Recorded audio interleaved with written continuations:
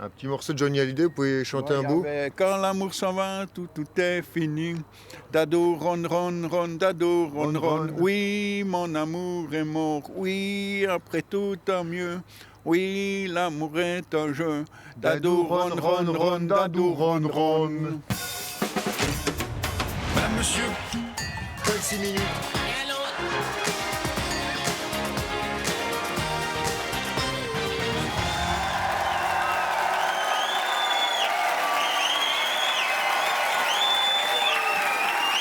Bonsoir et bienvenue.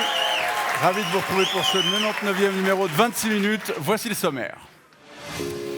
Les accusations de dopage qui touchent la Russie ont entraîné son exclusion par le CIO des JO 2018 de Pyeongchang. Les sportifs russes propres pourront toutefois y participer, mais sous la bannière olympique.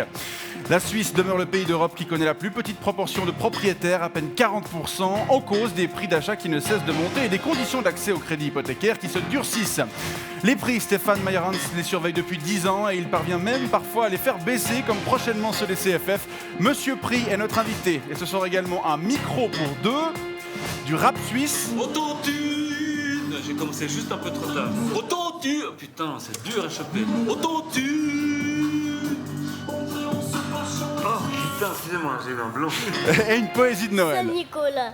Saint-Nicolas voulait passer un jour par notre cheminée, mais sa grande hôte était si seule que le fit trébucher. Saint-Nicolas a le nez cassé. La prochaine fois que tu viendras frapper à la porte, je t'ouvrirai.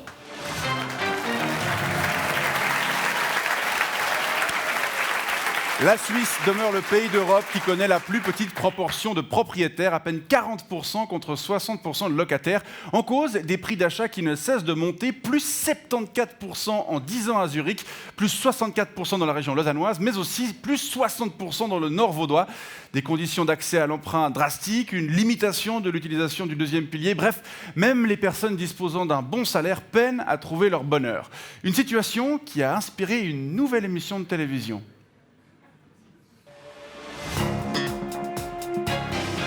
Bonjour, je suis Stéphane Pizza. Bienvenue dans Chasseurs d'appart, la première compétition d'agents immobiliers. Les 3 agents qui vont s'affronter aujourd'hui sont Sébastien Pro, un amoureux du métier, Bernard Mito, le magicien de l'immobilier, et Corinne Jameau, parce qu'il faut bien une femme. Aujourd'hui, ils découvrent le couple en recherche d'appartement. Bonjour, je m'appelle Frédéric, je suis graphiste dans une start-up. Et moi, c'est Marceline, je suis professeure de yoga. Et ça, c'est Pomme, notre petit bout de chou. Et en fait, on cherche un nid douillet pour notre famille qui va bientôt s'agrandir. Bienvenue. On recherche un bien de 100 mètres carrés, minimum, avec une grande pièce à vivre et une cuisine ouverte. Quelque chose de lumineux, avec une belle vue, dans un quartier vivant, mais pas trop bruyant. Et le tout à Lausanne, ou proche environ, pour un budget de 700 000 francs maximum. Bon ben, bonne chance, bonne chance. C'est Sébastien qui ouvre le bal. Il emmène notre couple dans un magnifique appartement de 120 mètres carrés, son vis-à-vis. Notre couple devrait tomber sous le charme. Alors voici votre futur chez vous, 120 mètres carrés, cuisine ouverte, baie vitrée, sans vis-à-vis. Oh, c'est lumineux, hein. Il y a la cuisine ouverte, c'est un superbe appartement. Mais on avait dit Lausanne et environ. Bah oui. Non, mais Chafouz. Quand même. Oh, c'est que 3 heures de train. C'est des clients difficiles, hein. Moi, j'aurais dit casse-couille. D'ailleurs, ça serait pas mal qu'on y aille, parce que j'aimerais bien être au lit avant 4 heures du matin. Hein? On y va? Deuxième visite, cette fois c'est Corinne Jameau qui s'y colle. Corinne est une femme d'expérience qui connaît Lausanne comme sa poche. Bonjour. Alors, je vais pas vous mentir, un bien comme celui-là n'arrive qu'une seule fois dans la carrière d'un agent immobilier. Et c'est à vous que je l'offre. Bienvenue chez vous.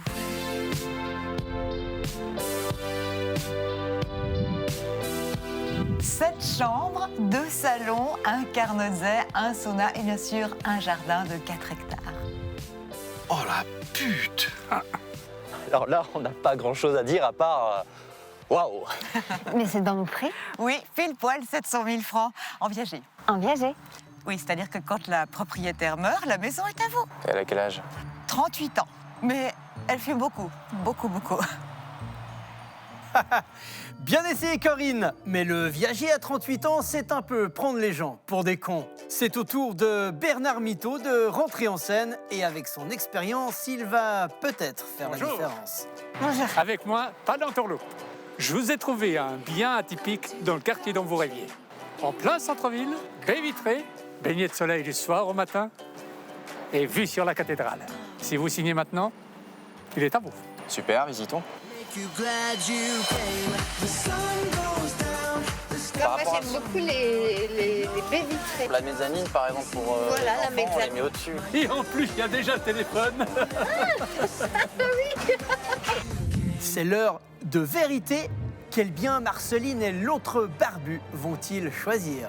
Chafouz, le viager ou la cabine téléphonique? Suspense. Le bien que nous avons choisi d'acheter est celui de...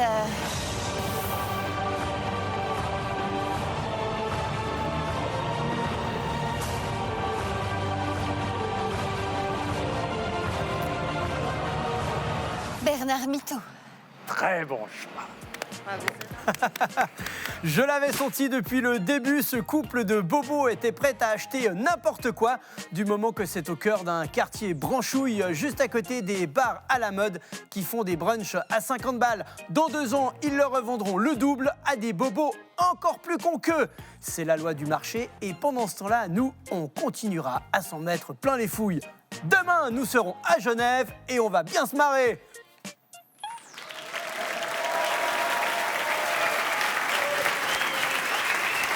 Les Chinois sont de plus en plus nombreux à visiter la Suisse. D'ici 5 ans, le nombre de nuitées des ressortissants de l'Empire du Milieu devrait atteindre les 2 millions par an, contre moins du quart en 2010. Un protocole d'accord renforçant la collaboration entre les offices du tourisme chinois et suisse a été signé jeudi à Lausanne et celui-ci permet d'envisager un développement important de la demande chinoise, notamment en hiver, alors que c'était surtout les villes et les lacs qui étaient prisés jusqu'ici. On en parle avec vous. Skip Panatier, bonsoir.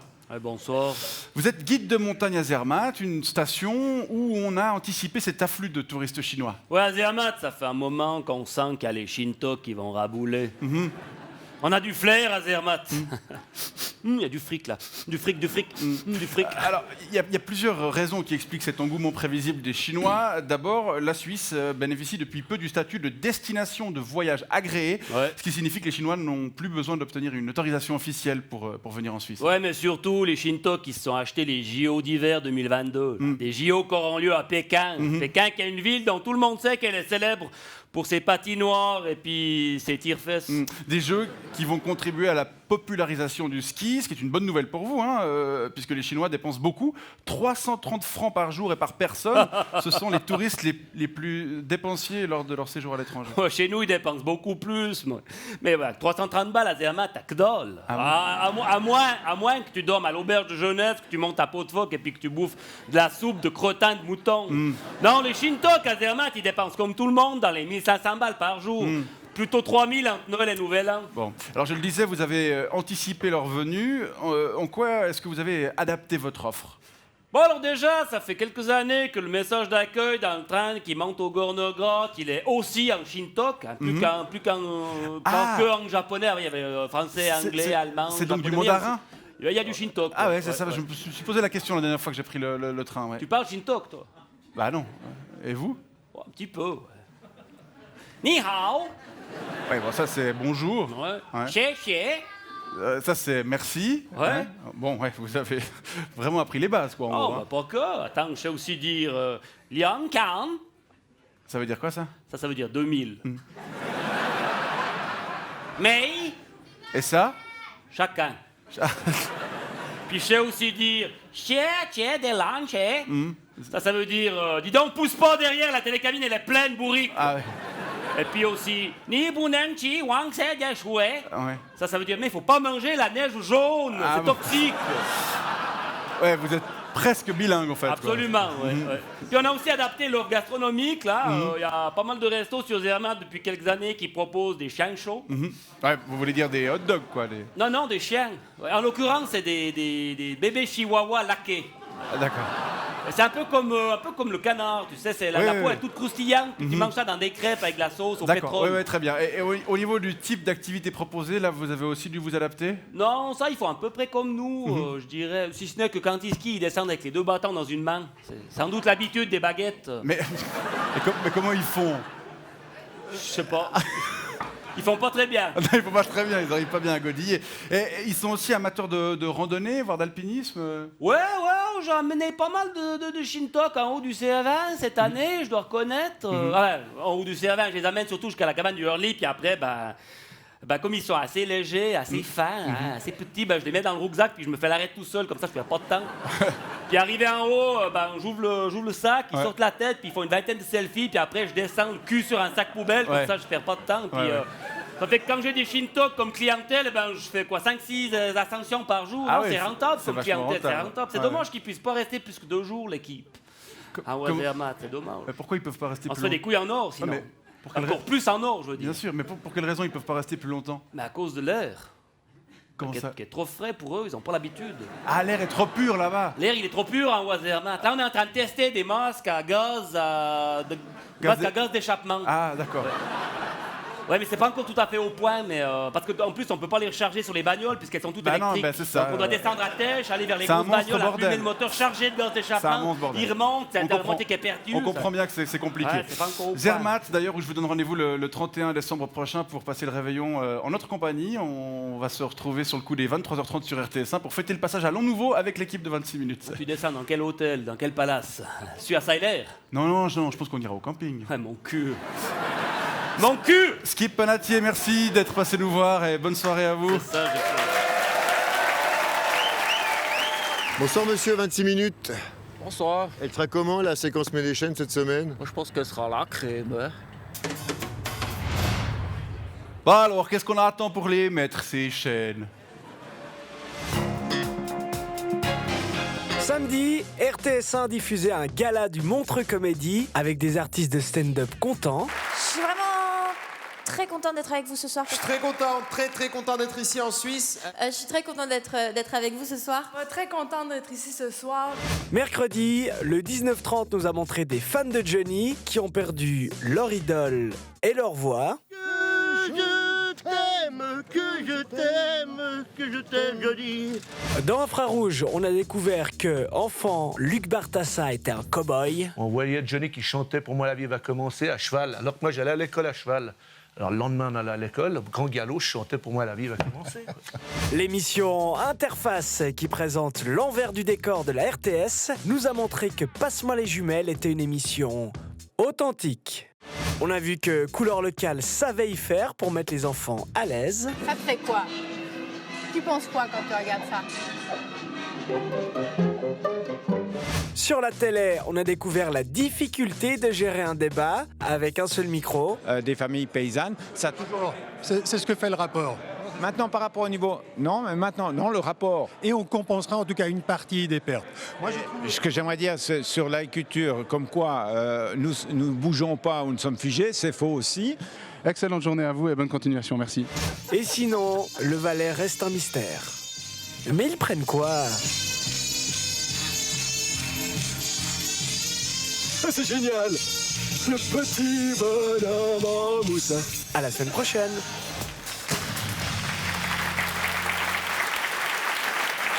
La décision est tombée mardi. La Russie ne participera pas aux Jeux Olympiques de Pyeongchang en Corée du Sud. Cette suspension intervient pour sanctionner le dopage organisé par Moscou. Et on en parle avec vous, Sergueï Sergueïev et Tamara Tamarkin. Bonsoir. Bonsoir. Monsieur Sergueïev, vous êtes l'entraîneur de Madame Tamarkin, une patineuse artistique, c'est bien ça? Oui, c'est correct. Tamara est une grande athlète. Ouais. C'est la plus grande du monde. Ah Elle bon? est très forte parce qu'elle est russe. C'est ça. Vas-y. Qu'est-ce qui se passe? Tamara s'entraîne. Ah, Elle s'entraîne toujours. D'accord. C'est pour cette raison qu'athlète russe est supérieur à sous-homme du reste du monde. Très bien. Alors justement, Tamara ne fait pas partie des athlètes qui sont interdits de Jeux Olympiques en Corée du Sud. Par contre, elle ne pourra pas participer sous la bannière russe. C'est bien ça? Non, c'est malheur. Oui. Parce que Tamara est très patriote, tous les Russes. Grande Russie est victime de complot international pour salir réputation. Il y a quand même des preuves qu'un dopage systématique a été organisé au niveau étatique lors des Jeux de Sochi. Aucune preuve. Aucune. Voilà. Bah si. Ah, ok, bah quand même, Yulia Stepanova et l'ancien directeur de l'agence antidopage russe Grigory Rodchenkov ont tous deux lancé l'alerte et une commission indépendante mandatée par le CIO a confirmé les faits, monsieur. C'est un mensonge américain pour faire tomber grand président à vie de Russie, Vladimir Poutine. Voilà, Vladimir Poutine qui est d'ailleurs à nouveau candidat à sa propre succession. Ces procédures administratives, démocratiques, inutiles.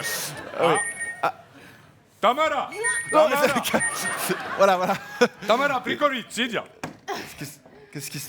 C'est l'heure de petites piqûres. Petite piqûre de vitamines pour Tamara. D'accord. Ça c'est problème avec athlètes russes. Trop musclés, trop durs. Les muscles sont trop durs. Acier. À cause de gènes supérieurs.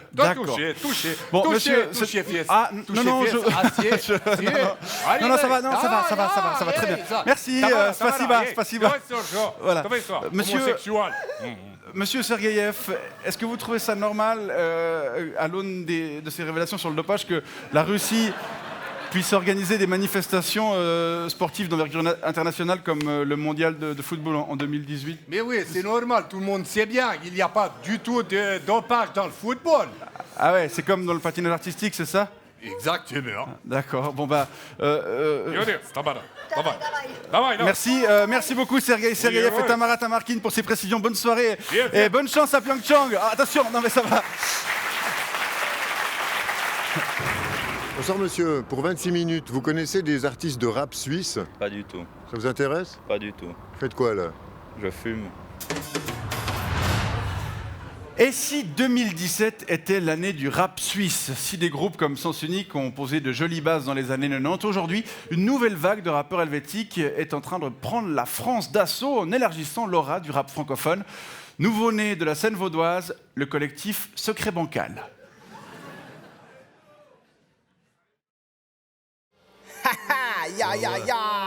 Secret Bancal. CH frère, Confédération helvétique, ouais. BTSOPI.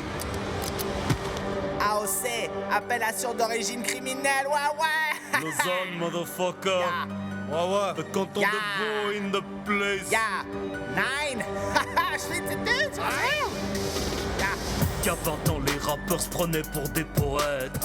Tout en mettant leurs survêtements dans leurs chaussettes. Le groupe IAM faisait du rap de faculette. Petit frère. Pour tout bien comprendre, fallait mettre des lunettes. MC Solar se prenait pour Victor Hugo. En vrai, je sais pas c'est qui Victor Hugo. Y'en a des, ils sont allés trop loin comme Oxmo. Depuis quand tu mets du jazz dans le rap, non mais En vrai, on sait pas chanter. Ça comble toutes nos lacunes. Parce que nos voix font pitié. Que les voyelles comme Weinstein ou Sofitel. DSK, je m'entraite les consonnes comme la langue germanophone. L'objectif c'est pas d'écrire de la poésie, c'est d'être compris par Franck Ribéry. Chicha, TN, beurette, maillot de foot, casquette. Péchi dans la fondue, vodka dans la athlète. Wesh. Bisous, câlin, dodo. Athlète. Mickey, Mini, Dingo. Cuit comme les oiseaux, j'aime trop les animaux. En vrai, on sait pas chanter. Ça comble toutes nos lacunes. Parce que nos voix ont pitié. Grâce à nous, le rap a évolué. Maintenant, on met des pantalons plus serrés. Les nouveaux rappeurs finis au fer à lisser. Touche pas les vaches, c'est du beurre de karité. En 2017, on s'en bat les couilles des textes. Ouais, on s'en bat les couilles. On prend des instrus gratuites sur internet. Firefox, frère. On respecte plus rien, on fait même du playback. Ouais, du playback. Si on lâche le mic, ça continue de chanter. Autotune.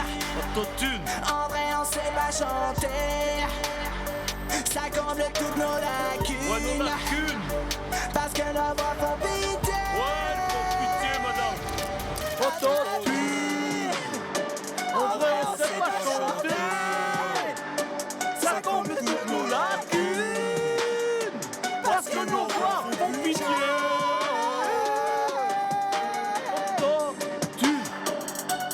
Autotune. En vrai, on sait pas chanter. Ça comble toutes nos lacunes. Voilà. Mais... Ouais, le mec, vous avez oublié le drapeau suisse.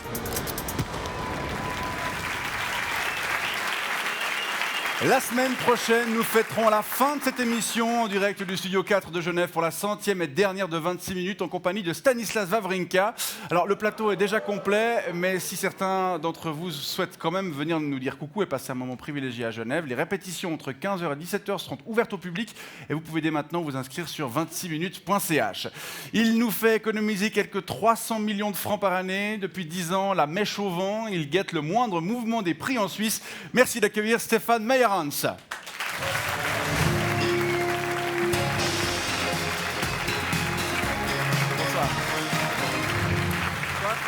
Bonsoir et bienvenue, je vous présente Florian Randin, un consommateur qui souffre de la cherté. Ouais, c'est clair, il y a tout qui est trop cher en Suisse. Je dis Enchanté. les prix... Enchanté.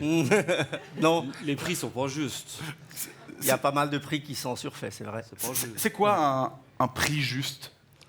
Bah, prenez les croissants, prix des croissants. Ouais. Il y a des milliers de boulangers qui Combien sont... ça coûte un croissant? Mais ça dépend justement. Il y a des croissants bon marché, il y a des croissants plus chers.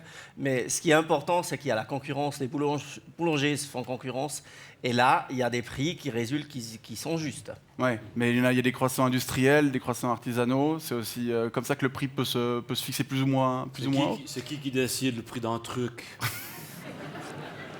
C'est finalement celui qui le met sur le marché. Ce qui fait le truc. Ce qui fait le truc, qui l'importe, qui l'exporte, ainsi de suite, qu'il met à disposition des consommateurs. On va parler de votre drôle de métier, mais avant cela, votre portrait est signé Fred Vallet.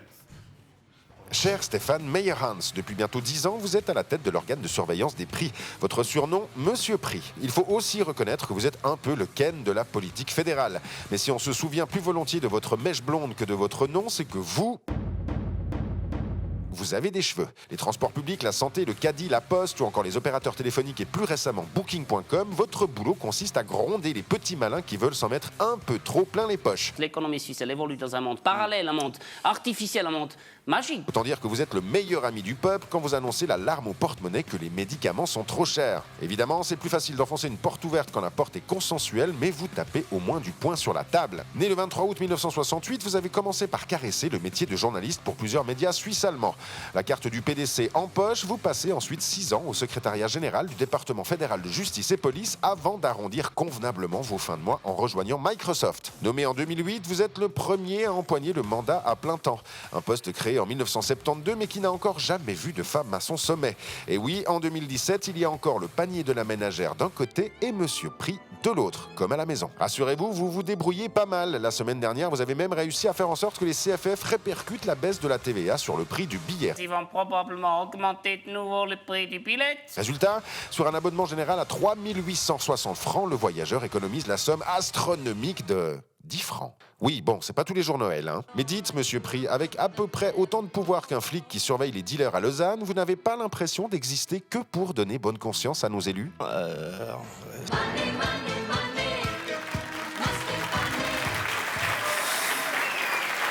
Monsieur Randin, vous avez une question? Ouais, j'ai une question. C'est quoi cette mèche? Vous n'êtes certainement pas le premier à lui la poser. Hein. C'est à ma femme que ça plaît, c'est pour ça que je l'ai. Ça fait longtemps, donc? Ça fait longtemps, ouais, heureusement. Elle est toujours ma femme. Elle vous tombe jamais dans les yeux, elle vous emmerde jamais, parce que moi j'aurais été... Oh, quand je me lève, il faut la mettre un peu de côté, mais ça va. On va plutôt parler de votre job. C'est la mode à Soleure, il paraît. Ouais, peut-être aussi à Saint-Gall, c'est de là où je viens. Votre job, c'est de surveiller les prix. Vous faites comment? Alors, tous les matins quand j'arrive au bureau, il y a des doléances de mes collaborateurs, en fait. Mes collaborateurs, ça c'est les 8 millions de gens qui habitent en Suisse. Tout le monde peut s'adresser à moi. Et ce que je fais le matin, c'est je lis tous les mails. Tous les mails, tout ce qui arrive chez moi. Vous vous dites quoi, dans genre, bon, ok, aujourd'hui, je vais aller surveiller le prix de la mozzarella, genre. Il y a un cadre légal qui est relativement clair. Quand je peux intervenir et quand je peux pas. Je peux pas me balader comme ça librement dans la COP en disant ah là vous devez baisser de 10 centimes. Ça c'est pas prévu comme ça dans la loi. On vous appelle Monsieur Prix, mais vous ne travaillez pas seul. Non, j'ai 25 collaborateurs à peu près. 25. Ouais. Et qui font quoi du coup pendant la journée? C'est eux qui vont checker le prix de la mozzarella à la COP. En fait, j'ai aussi à peu près entre 2500 doléances par année et à chaque fois, on ouvre un dossier, on regarde de près si c'est vrai ou pas, si c'est vrai ou pas, s'il y a abus de prix, si les conditions légales sont remplies. Et surtout en Suisse, parce qu'on parle souvent de notre pays comme d'un îlot de cherté. Est-ce que tout est trop cher chez nous? Non.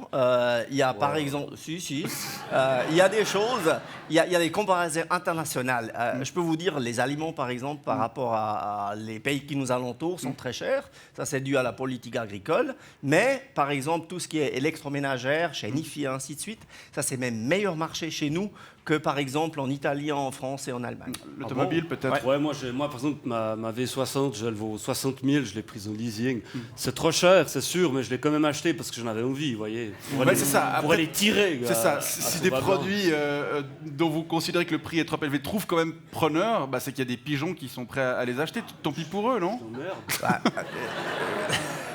Mais vous savez, on ne peut déléguer tout à un fonctionnaire fédéral à Berne. Donc chaque consommateur, il a aussi une responsabilité à lui propre. Donc, de refuser de payer trop cher. Par exemple, et de faire jouer la concurrence, de comparer. Internet, c'est un super outil. Donc on peut regarder, comparer. Et peut-être pour votre voiture, il faut utiliser les moyens à disposition, demander des offres différentes et puis après décider. Vous n'avez pas fait vraiment ça, vous? Non, vous êtes tombé amoureux, vous l'avez au garage, ils m'ont donné, on a reçu la nouvelle, je la veux. Est-ce qu'il y a des produits qui sont trop bon marché en Suisse? Alors, moi, je suis responsable pour les prix qui sont trop élevés. Je ne me concentre pas sur les produits trop bon marché. Par exemple, moi, des fois, je fais Uber le week-end. Ouais. Ça, je peux vous dire, c'est trop bon marché. Quoi. Pourquoi? Pour les gens qui payent. Moi, vous voudriez plus d'argent? Moi, je gagne genre 9 balles de l'heure pour je fais 18 heures de route. Non-stop. Là, vous devriez intervenir. C'est pas assez cher payé. Vous voyez... Vous surveillez pas vraiment tous les prix. Vous surveillez les prix trop chers. Ça devrait s'appeler comme ça. C'est ça. Je suis là pour les prix surfaits, pas pour les prix trop bon marché. Par exemple, le prix du lait. Est-ce que vous pouvez pas faire en sorte qu'il soit une fois pour toutes payé correctement? Non, il vient de dire qu'il fait que les prix trop chers. Mais c'est forcément les problématiques qui vous touchent, ça, le prix du lait. Mais c'est vrai que le lait est devenu meilleur marché, mais en fait pas en magasin. C'est ce que touche l'agriculteur. Ça, c'est réduit passablement, mais dans les grands magasins, en fait, le prix est resté plus ou moins stable, il a baissé un petit peu. Mais là, c'est une question très intéressante. Dans la chaîne de distribution, qui est-ce qui gagne et qui est-ce qui devrait gagner peut-être plus? D'offre et de demande. En fait, les paysans, ils sont cons, ils ne devraient pas vendre leur lait à ce prix-là. Ils devraient dire non, je veux plus. Ouais. C'est simple. C'est simple. Oui, il faut peut-être leur proposer, bien sûr. Il faut leur dire, ils n'ont peut-être pas pensé. Ils ont certainement peut-être d'autres trucs à faire aussi. De réfléchir. Non, pas de réfléchir, mais ils ont peut-être d'autres trucs à faire que d'aller faire du marketing pour leur... Bon.